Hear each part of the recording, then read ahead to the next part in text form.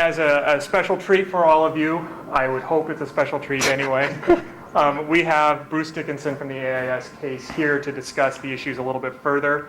I have some canned questions for him that I'm going to throw out there, let him discuss, and I'm going to write a few notes on the board as we do this, and then we'll have a chance to go through the 9 questions at the end of the case, get his opinion on those as well as your opinions. And we will also have a chance to ask him any and all questions. And at the end, he will wrap up by telling you what really happened at the end of this case, what happened to the individual people, and basically tell you whatever you want to know. Bruce, the first question we have is cultural diversity in the workplace. If you could expand a little on that in AIS. Sure. Cultural diversity in the workplace. At AIS, we brought in people, basically the most talented people we could. We had to have, an engineering team. We had to have, all these different groups. And in Silicon Valley in the late 90s, there was a severe lack of people with engineering skills that were required for our company. And so one place where a lot of people came from to work in technology companies is India.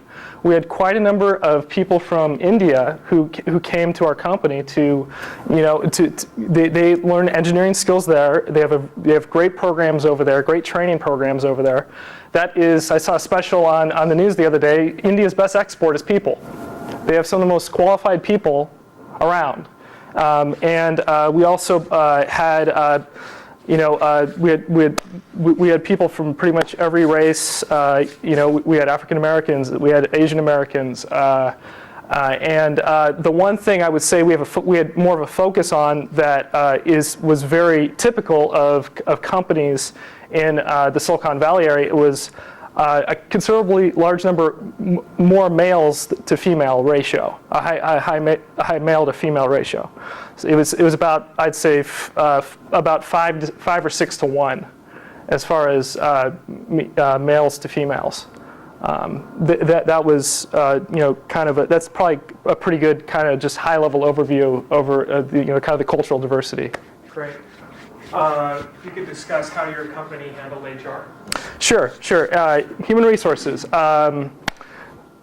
When I got hired on, we had a human resources manager who was there to basically support people who had problems, issues with the company, or personal issues, or basically organized everything as far as benefits are concerned.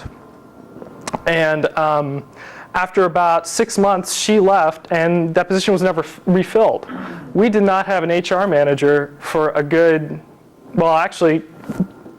for probably a good year and a half after that. We outsourced to a company. I forget what the acronym you put forward in here was, but we outsourced to a human resources company in Silicon Valley who provided someone who would come on site to help out with different human resource issues from time to time. Excellent. The IT department, how did they work, and what was their function? The IT department, of course, for a tech company, the IT department is vital. The IT department, really brought on. It was their role to make sure that we had the tools we needed in order to get the job done. Since we're a tech company, we need a strong IT department, and we definitely did. We had the head of our IT department was actually came from what people consider now to be the largest technology company in the world, and he was a high-level IT guy there at the time. He actually left about 4 months after I got there to pursue another opportunity, because at that time the business environment in Silicon Valley was so prosperous. You walk into a coffee shop, you get an offer, you get a job offer. It happened. It was an amazing time. It was a unique time in history, business-wise, that I'd be shocked if we ever saw again. Okay. The sales and marketing plans for the company. Okay. Sales and marketing. Basically, we had, as you can see from the org chart, we were overloaded with sales reps. The idea, what basically the sales group was trying to do is this sales group would go to different trade shows. They would do, you really can't see it on the chart here, but we had kind of two levels. We had like a more of a senior level sales rep joined together with the junior level sales rep. The junior level would be more for cold calling. So the senior level person would go out and get phone numbers and get that junior person to work. You know, get to work. You call these people, call, tell them how great a product we have, sell it to them, tell them, get them excited about the product, get them to want to come, get them want to spend money, for our product. And then the senior guy would or woman would go about going to some of the different trade shows, going on site when he had a good lead, going on site to and then demoing the product often, taking the product, demoing it, and saying, hey, look, this is great. Don't you want to buy our product and make us all rich? But didn't always happen. And then as far as marketing, there really wasn't too much strategy that we had. I'd say some of the marketing we did was trying to put our ad on a like a banner on like a site. I think we tried that once or twice, and it really didn't help. And I think marketing was there's a lot of marketing materials we put together that we would send out with the sales. And then we came up with these really great poster boards, of AIS Corp, and this is what we can do for you. We had a very fancy website. We had an incredible website, so some website engineers who could really who were really kind of cutting edge, more artistic, and were able to kind of do things to really grab people's attention. So is that great? Pretty good? Employee compensation. Employee compensation. My favorite topic. Believe it or not, it was at that time in Silicon Valley, if you had 6 months experience, you were a veteran. You were a seasoned veteran. You were looked upon as someone who deserved not a VP position, but someone, this person has 6 months experience. This person knows what they're doing. They've been here. They've done this. And so the competitive environment at the time basically was one of such that, you could go in and you could ask an amount. You could be someone who just graduated from college and go in and say, I got my BA in English. I'm here. And I worked at this tech company as a temp for 2 months. I'd like $55,000 now, for salary. And they'd say, you know what, you got it. And you know what else? We're going to give you stock options. And that's what they did to us. They gave us stock options. They said, with stock options, they offered thousands and thousands of stock options with the idea of, we could buy these at, maybe a quarter or 35 cents a share after it's vested over a certain period of time. And then if the value of the stock has gone up, we're all thinking, wow, I got 20,000 shares. It's going to be fantastic. It's going to be worth $50 a share. I'm going to be rich. That was the dream, and that was the dream that a lot of companies were able to realize, at the beginning of this .com boom. And that was the dream that they were trying to do by getting, to try to get talented people in, and they did in certain departments. Other departments were pretty thin, but like the engineering department, I'd say, was very strong. We had some very talented people, and those people are getting paid top dollar. But then also, people who aren't the highest level of people, specifically some of the people on my team, were getting paid a considerable amount of money and not doing anything. But anyway, I probably got a little too far on that. Well, that's great. Next thing was the general attitude between employees and the management. Are we looking for general attitude between the employees and the management, or like the communication specifically, or? Yeah, go ahead and talk about the communication. That's better. Okay.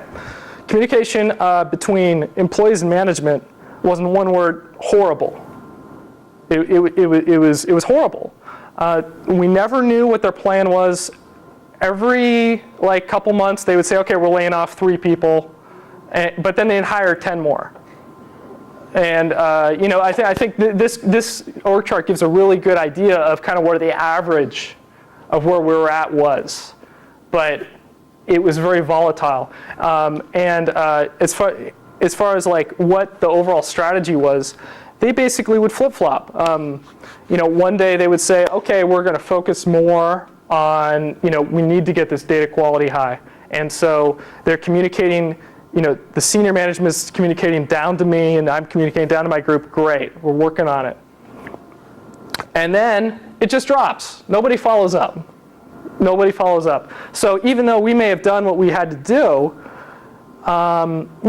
that's not communicated that, oh, that's been done. That's just kind of one example of what often occurred. So, I'd say that there are numerous examples where, there were strategic goals that were just changed on a whim by senior management, and it was never communicated down. And so we kept working under the misconceptions, and then we would find out, 2 months later that all that work was for nothing. All that work was for nothing because there was this goal that they knew about, but they never told us.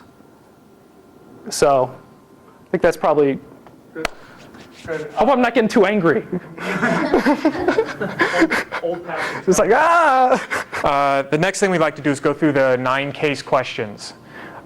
This is where we're really going to flush out the issues of what's happened, what are the key components of this case, and why things worked or did not work. I will go through the first 7 of them with you, and we will make guesses on questions 8 and 9. And then for questions 8 and 9, after that, we will hand things over to Bruce and let him tell you what actually ended up happening. So question 1, should Fletcher have taken the buyout offer? Why or why not? You said no. Why not? Because the buyers would have been buying it with the understanding that there was $4 billion, in sales, and there wasn't. I thought you misrepresented the company. Because it was based on a misrepresentation. Okay. From Fletcher's point of view, should he? You don't think he should have? From Fletcher's point of view, well, yeah, he should have sold. Probably should have sold. That's what he wanted, but I was looking at it the other way. Okay. Gina? My answer was yes. Even though he misrepresented the company, that was probably his best opportunity, was to sell that and take that out. That was his best opportunity, and he probably should have taken it. That's good insight. Deborah? Is it possible that a lot of companies that are bought out at that stage of the game are disorganized? You have to kind of make it look like it's something to the buyer, and then when it comes time you actually do the deal, then you kind of iron out the ripples? Yeah, that is a large part of it. People would buy it knowing a certain level of what's going on. Other opinions on if they should have taken the buyout offer? I thought he did for 2 reasons. He should have for 2 reasons. Looking at that income sheet, it looked like they were operating at a loss for I think it was 3 years. Yeah. Of over $2 million. And that was what his goal was to sell it, and then he didn't. Yeah, he built the company to sell it. He got an offer and he didn't. The reason that he didn't, if I remember correctly, is he thought it was worth a lot more. That's correct. Yeah. Which, I think when I and many of us heard about that, we're quite upset. I think, your point is very, very true. It was, and, it was at that time, I think, a more than fair offer for our assets. And, I think all of us would have had a certain amount of pop in our wallets if you'd taken that. It wouldn't have been what Fletcher was looking for, but it would have been, something that I think all of us would have been, at my level specifically, would have been very happy with. What would you have made? Probably about $20,000.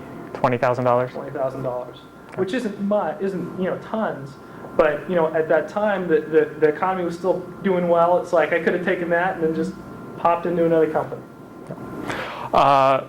Or even if the other company, the buyer would have kept the company going, you could have stayed on even as an option. Exactly. Okay.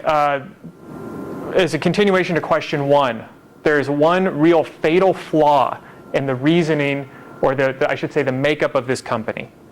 Reason that really is causing their negative cash flow, causing this $2 million in debt. What is your best guess or educated guess at what that fatal flaw is? illegal? Well, at the base of it, yes, but it's actually more of a technical financial thing. I was going to say short-term focus, but Short-term focus, it's part of it, but it's something specific. Would it be salaries at the top? That adds to it. That That was okay. oh, I was going to say they have huge expenses, and they're not collecting their receivables. Well, that is, they aren't collecting their receivables. They do have large investments. Large investment at the top level. The bottom line with this is how much do they make for each customer? $18,000. Okay, make $18,000 per customer. How many customers are there out there that would be interested in this information? Think of the high-tech companies that would be interested in this. How many would you say? Not that many. And how many would be willing to spend 18 grand for this particular product? 100 for a given year. Yeah. Say 100. A small customer base. 100 at the most. So if there's 100 that would be willing to do it, and you got half of them, so if you got half of your customer base to subscribe, that would be a huge number. It'd be to get half of the people who are eligible. I mean, what is the cold call rate is what, 1 or 2%? Right. And we're saying 50%, that means you get 50 customers. What does this work out to? 50 times 18,000. Okay, $900,000 in income a year. Look at the one. Okay, $900,000 in income a year. This is a perfect case scenario. $900,000 a year. What are their yearly expenses? Somebody who, how much? 1.4 million. Is there a problem with that? Okay, this is income. In the red. This is perfect world expenses. This is if everything went well. I mean, perfect world income and expenses. So this means that if everything was ideal, they're going to lose $500,000 a year. Okay, this is real life. This is what a company actually did. This isn't being made up for the sake of the case. This is somebody actually came up with this business idea, said, well, let's charge $18,000, see how many people we can get to subscribe. And this is the expenses we're going to put up. This is the corporate structure. We're going to pay people a large amount of money, more than they could get anywhere else in the country. We're going to have numerous secretaries and account executives that don't really do anything. We're going to continue to hire extra employees, and we are going to incur these large expenses and come up with a loss. Janelle? So if somebody was actually going to buy this company out, wouldn't they want to look at financials? I mean, wouldn't that be part of the buyout package? Well, absolutely. That If somebody saw, I mean, I know if I was buying something and I saw these financials, I'd be like, you probably wouldn't buy it. right. Yeah. What you would be buying, just one sec, Sergio. What you'd be buying is the idea that when we talk about the strengths, they are in a niche market. They do have customers. What you would probably do if you did buy this company is you'd fire You'd reorganize the whole. probably 80% of the people that you don't need. And then you would have something that could help you. Or if you were a big company, maybe if you were that's a huge tech company, Sony, who makes a ton of stuff, you don't want your competitors to get data. So you spend $10 million to buy this company so it doesn't help your competitors at all. So you say $10 million is nothing to a company like that. Just to wipe them out, you mean? Well, you would probably keep them to keep the data for you. So Sony would keep the data for themselves, but they wouldn't allow any of their competitors to get data from this company. And $10 million might be a small price to pay. Because I think a good way to think about this is when you go to the Best Buy and you look at all these different products that they have for sale, how many different manufacturers are there for digital cameras? How many people are there to actually sell this information to? One thing to mention too is all the people who actually were our clients are big name electronics manufacturers that everyone here would have heard of. Every single one of the people who actually became a client or even were a potential client. And is this something, I mean, this kind of a product, would it have been something that those kind of clients would have paid for every single year? I mean, would it have been something that they would have maybe more done every couple of years, or? I mean, I don't know. Well, I think realistically, yeah. if they were getting a specific value out of this, there's a lot of data in this product. And this was the only place where you could get it. It was almost a niche. It was such a niche that we almost should have charged a lot more. You know, a considerably larger amount. You know, like $100,000 or something like that. But if we had that much data, we didn't have enough data to really warrant charging that amount. So I think therein lies kind of the major issue. Well, let's. Sorry, Deborah. The online retailers know their information was being made available to other companies? Definitely, that was part of the contract. As a follow-up, let's look at question 2. Was the decision to venture into the music industry a good one? Open to the class. No, and why not? Well, because there wasn't enough research that went into it, I don't think. Okay. I mean, it possibly could have been, had he have approached it differently, had he have done some research, maybe solve some problems with AIS first before he moved into a separate industry. Kind of what we talked about before, the strengths and the weaknesses. Yeah, if more research is done, it may have been a better decision. Let's think of it in terms of these financials. Does it make a little bit more sense why he wanted to go into music? Wanted more customers, sure. He said, what obviously his thinking process is, what's the easiest one to go into? What will our current infrastructure support and allow us to go into without any major restructuring? We already have Dickinson here who can already handle data from online retailers. What else is being sold online in large quantities? Well, you have music and you have books, videos, stuff like that. Well, which is dealing in the highest numbers? Music. So that's where they went to music, and so he just added it to Dickinson added it to his work, where he processes information from these companies as well, and you add to the customer base. And I believe the case says how many customers this added, if I'm correct. It may have or may not have. I want to say it was I think it was like 3. 3 or 5 or something. It was about that many. A few new customers. A few new customers. It was just a handful, and we had a couple that were on for free as a test ride. That was another thing we also did is we would say, hey, we'll just let you look at it, and we'll let you look at it for 2 months, and if you like it, you can purchase it. It's such a great product. Then you're gonna want it. You're gonna want to pay this $18,000. But then the majority of them say, we don't want this. Well, the quality wasn't, that was part of the problem, right? That was the quality definitely of part the of it. product. So when we look at the bottom line financials, he added the music industry to try and increase this number. He wanted to increase the 50, because if this 50 goes to 150, all the numbers change. And so Fletcher was trying to find ways to make to fix these numbers. Bottom line, though, was the product wasn't good enough. People didn't want it. As Bruce said, they offered the service for free to people. They didn't want it because once they saw it and they saw the data quality that was available to them, it wasn't valuable anymore. Are we missing anything with that? As far as the music, one other thing I would just mention is, the data quality group, of the people who actually did the work, we were already overworked.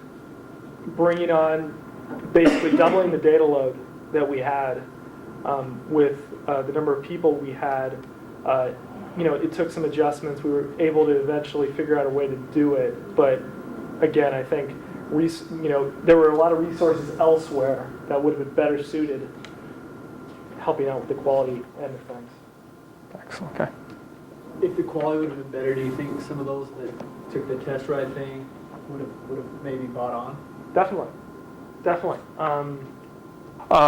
What is your opinion of Fletcher in general? Money hungry. Money hungry? If I worked for a guy like him, I'd find another job right away. Find another job if you work for a guy like him. Well, He's actually a nice guy. I think in my opinion, he was smart as far as his end. He had a great job. He just thought of an idea and put you guys all to work and build an org chart and just kick back and then refuse $10 million.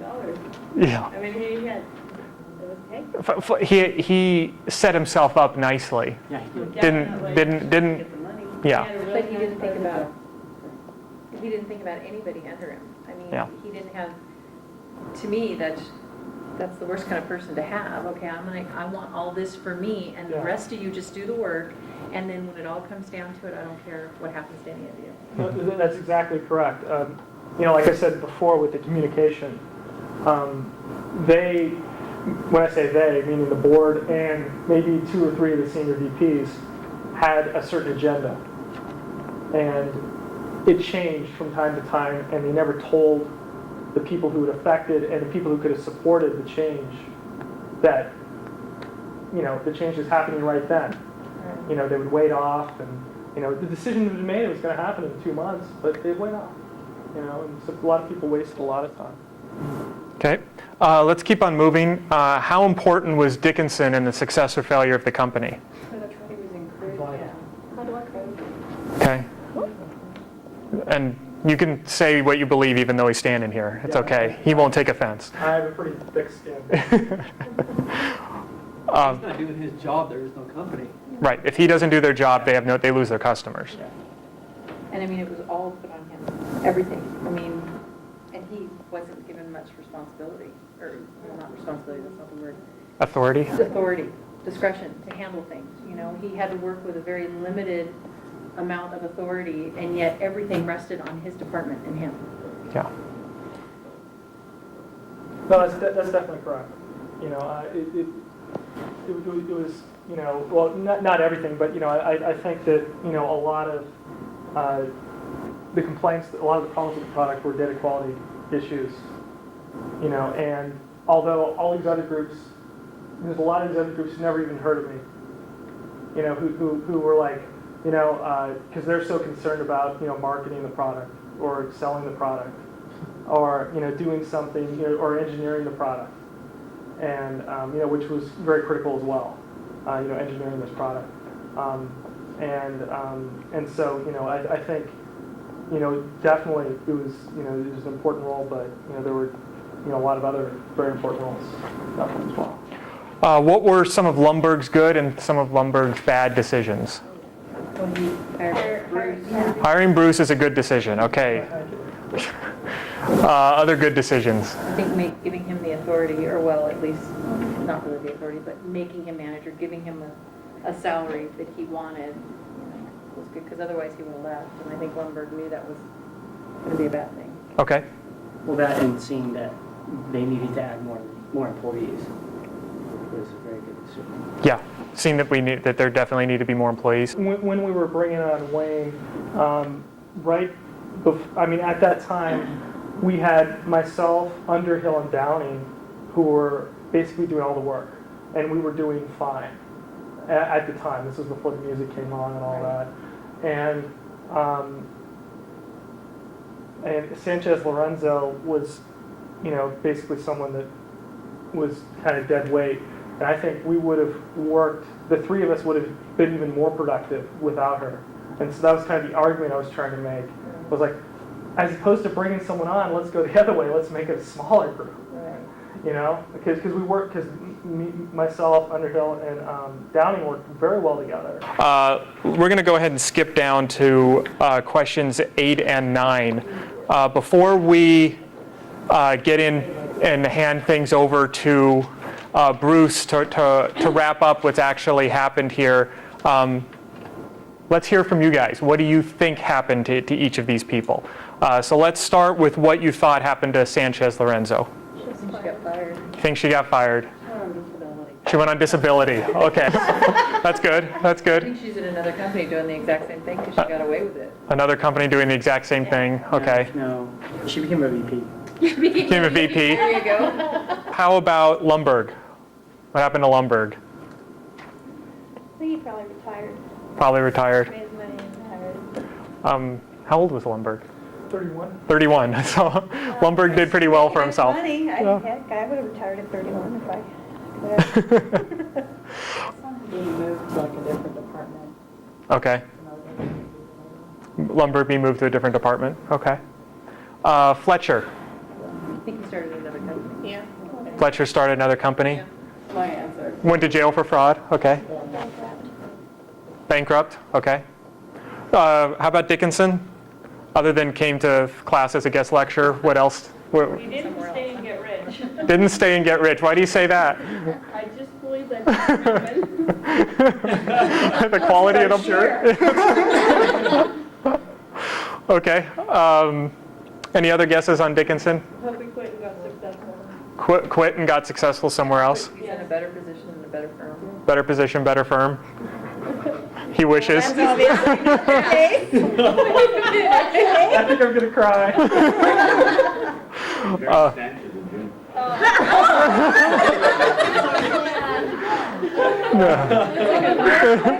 I should call some of my old buddies if I found one. Okay, and what do we think happened to the company? Folded? Yep. Okay. Still around. Still around losing money? Or did they? Well, I have heard of AIS, and I got curious, and I looked online. I I think it's still around. I know, it is quite a different name, but kind of. Yeah, but it was opened in 1965. I went online too and researched. Oh, I didn't look really, I just looked at the title. AIS has nothing to do with the real title. It's not even close. So, I went in just in case, because I knew it. auto insurance specialist, that's it. They're selling them. Well, all this happened, then we got into the insurance business. Okay, well, let's go ahead and I'm going to give the mic over to Bruce, and he's going to go through questions 8 and 9 and kind of give you a summary of what ended up happening to everybody. So we're looking at 8 and 9 here. What do you think happened to Dickinson? Okay, well, Dickinson being myself,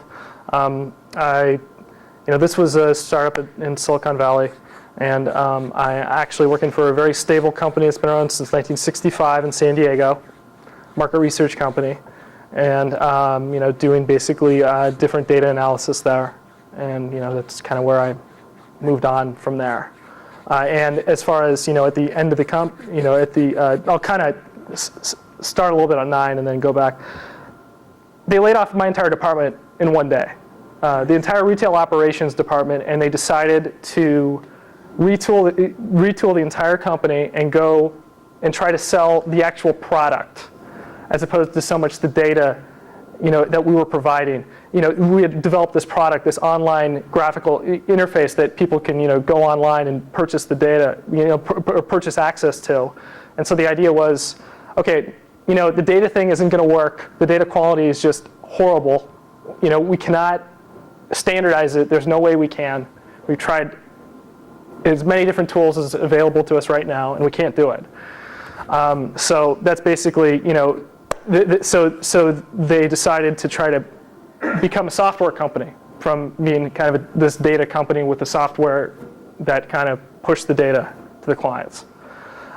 And where it is right now, it just kept going down, and now it actually got purchased by another company, and but not really purchased, more merged. I think one of the board of the directors, said, hey, well, we'll just merge. There's only one employee, to my knowledge, that was at AIS. Before the massive layoffs that I suffered, my entire department suffered.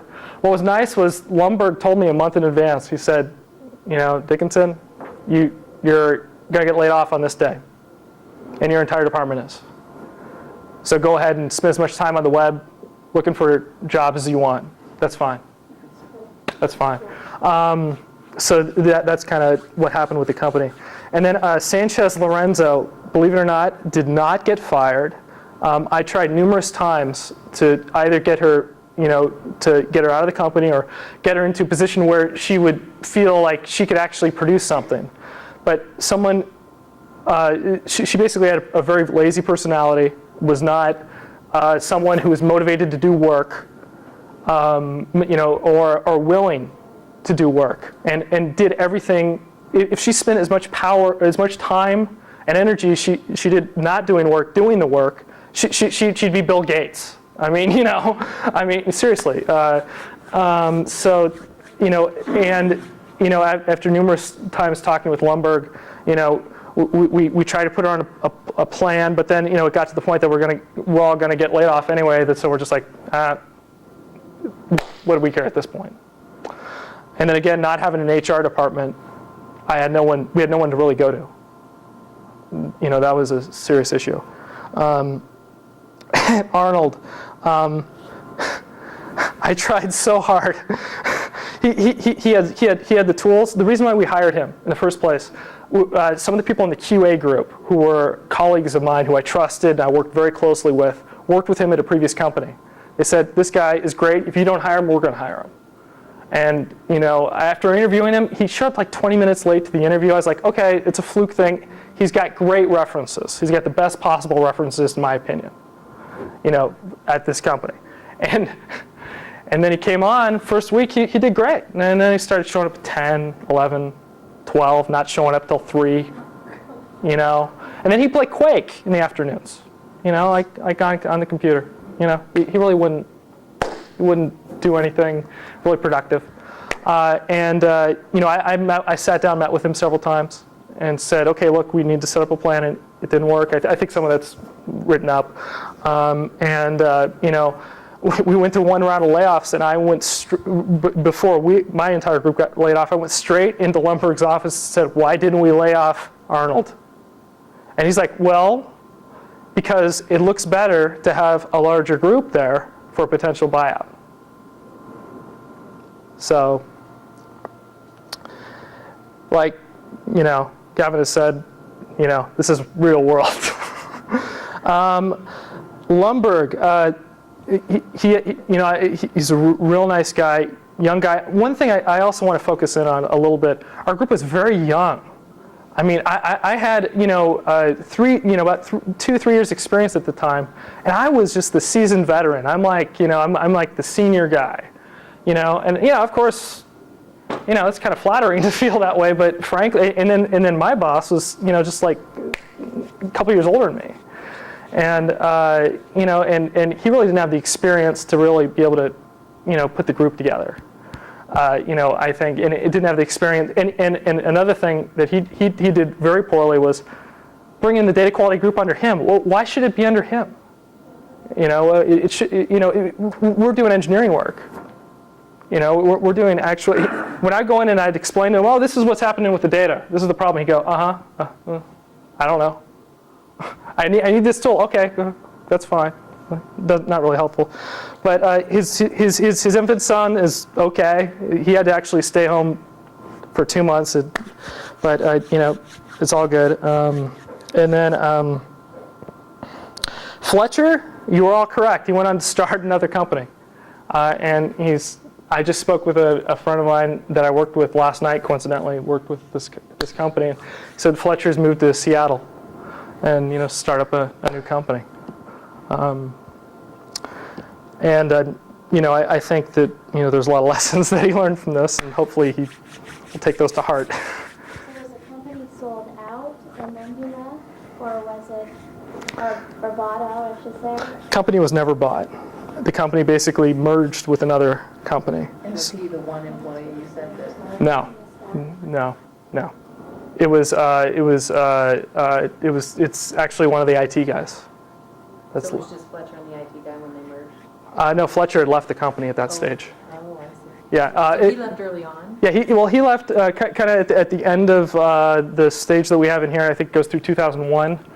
They laid off my group, and then later in 2001, he left the company. They replaced him with another CEO, another president, and then at that stage he was just downsizing it to ultimately merge with this other company. It really doesn't exist anymore. The company more or less, you could say, folded. When did whatever happened with Arnold and Lundberg? When did they get laid off? We all got laid off. The entire retail operations, which is would be Lundberg, Arnold, Sanchez Lorenzo, Dickinson, and you know, everyone in my group. We all got laid off on the same day. Did Lundberg go on to just another company, just kind of like? I'm not sure. I'm not sure ultimately where he ended up. Well, the one thing I did know is he was independently wealthy, very wealthy. And he took about 2 years off because he was worried about his infant son and wanted to spend time with him just in case something, you know, went really wrong. And you know, luckily his infant son, you know, grew out of its problems he had, and that's the last I heard. and I'm not sure what he's doing now. Did Fletcher make any money off of the company at all, or? No. I mean, to my knowledge, no. There was no buyout. There was no, even after they laid off my group, the people who were still there, I spoke with often, and they said that Fletcher kept saying to them, just stick around, we're going to make tons of money. Someone's going to buy us. And morale was just so low. It was just amazing at that stage. So. Why don't you mention what happened the first, I think it was a week you were there with the guy making the sale? Yeah. First week I'm there, the sales director comes out of his office and blows his foghorn in the office. And he's right outside my cube. I'm like, what's this guy doing? This guy's bugging me. I'm trying to play with data here. What's this guy doing?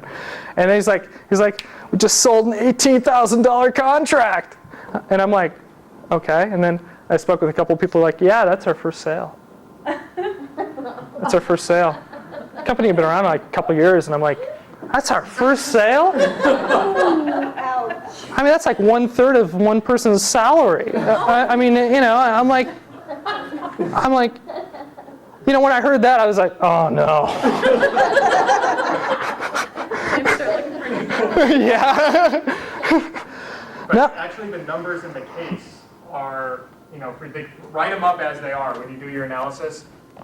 The revenues are greatly exaggerated. They're actually a lot less than that. And the expenses were actually greater than they were in the case. They were. There's even a bigger discrepancy, but I thought if I did the real ones, you guys wouldn't even believe it for a second. Yeah, seriously, it's unbelievable if you look at the realistic papers on this, on the accounting of this company. It's really unbelievable, But it was the climate. I mean, if our company had done the same thing 3 years earlier, I could almost guarantee that I'd probably be a millionaire. I can almost guarantee it. That somebody would have said, this is an amazing idea. Some other company would have gone and bought it. But the fact that when we got to our point in the later 90s, early part of 2000, that's kind of when we really kind of got ourselves in a real position to get bought out. It was it was too late. The bubble had already started to burst. It was too late. And it was, believe it or not, after the bubble had burst, where most people say is around March or April of 2000. At that stage, it was after that we got this offer for $10 million. It was after the bubble burst. He kept saying, but everyone kept saying, they're like, it can't last. It can't last. It's been going so strong. I mean, the sky's the limit. We could see the stock market going to 100,000 in 2 years. Which is ridiculous. But how long had this company started in '99? Is that right? It actually officially started about '97. He carried a negative income the whole time, right? Correct. And believe it or not, this is another interesting thing. We carry that negative cash flow, but went through 3 rounds of venture capitalist funding and received money. Each time in the millions. And it was all pretty much based because it was technological. That's right. Tech, and they were expecting, it was more funding based on expectation of what it could do. That's exactly right. That's exactly right. One last thing, because it was brought up earlier that I thought you should address would be the ropes course and the reason that you said no to that. Just Okay. to clarify. Okay. If you looked at the people who are on my team, this is not the jolly group you want to put on a ropes course.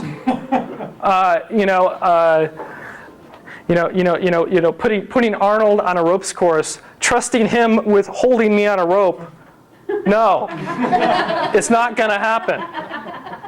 It's not. No matter what. Team building. It's great. I think it's great in theory. And I think it's great for certain groups and certain types of individuals. But for our group, I mean, he brought it, when Lumberg brought this up, I was like, no way. No way. I mean, I'm not going to do it. I'm like, if you're going to, force other people to do it, that's fine. There's no way you're going to get me out there. And, especially also because some of these account managers, we really didn't get too into it, but, we had kind of adversarial relationship a bit at the stage of when Lundberg took off to take care of his baby. There kind of became kind of a power struggle at times, where it's like, okay, well, who's kind of running this whole group? Because the next level up was the president of the company. He didn't even know the names of everyone on my anyone on my team. It's like, this guy can't be making the calls. So, having no one kind of to mediate, it kind of became an ugly scenario at times. Yeah. If you kind of knew early on that the company was kind of volatile and that just the whole management strategy was bad, what made you decide to stay on as long as you did? Great question. I would say largely because at that stage there was still the hope that we would get bought out, and like I mentioned before, I was making a pretty good salary. I had a lot of stock options. I had a lot more than like the people under me, and if there was a buyout one day, I would just forever regret it. It was funny when they laid us all off. They gave us all the option to buy 1/4 of all our stock options at 35 cents a share. And to my knowledge, not one of the 30 people that were laid off that day bought the stock options, and that was a wise choice. And I told everyone on my team, no, don't do it. I did say you can do whatever you want, but I wouldn't do it. So. What happened? They paid you when you guys got laid off? Oh, that's another good question. They provided a severance package. If you'd been there less than a year, it was like 3 weeks. If you're a manager, you got an extra week. If you'd been there a year, you got an extra week. So it wasn't great, but they did extend benefits through. It was like the end of March. They laid us off. They extended benefits through the end of April, which was nice. So we had health insurance, dental through there. And then of course we hopped on Cobra and had to spend $500 a month to stay on health insurance, but that's a whole other headache. Yeah. Were there competitors to AIS when you were working there? Great question. If you look at, there's a lot of larger data companies. It's funny, in a way, like the company I work at now, in a sense, would be a pseudo-competitor.